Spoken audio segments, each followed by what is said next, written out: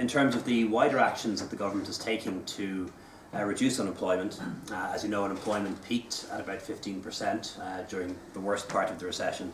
It's now fallen to 7.8%. Don't have the figures yet for today, but I imagine it hasn't changed too much from that. And 4.7% for long-term unemployment. The government has set a target to reduce unemployment further, to bring unemployment down below 6%, and long-term unemployment down to 2.5% or less.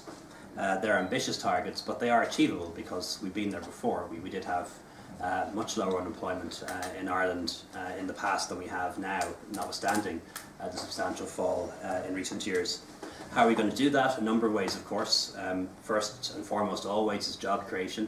We set an ambitious target to create 200,000 more jobs in the coming years, with most of those jobs being in regional and rural Ireland, where it remains harder to get work than in the big cities. And that, of course, is all about making sure that we foster a pro-enterprise environment in which employers can take people on and create employment where possible.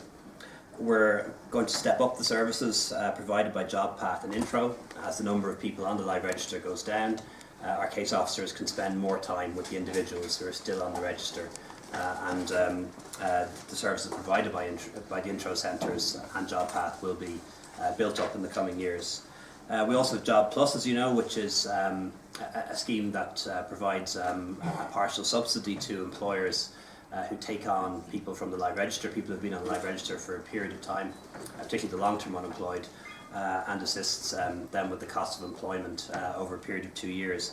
And I was really struck by what was said about Center Parcs and the opportunity that exists there, where there's a major employer coming into a town, coming into an area of relative high unemployment.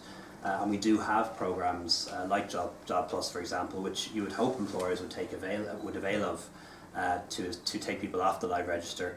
But that program is actually undersubscribed. It'll come in under budget this year. It's being underutilised by employers. And I think there is a job to be done by my department, by Mr. Richard O'Connor's department, in cooperation with the INOU, in picking out some of those big new employers that are coming into an area, identifying them in advance and making sure that they're aware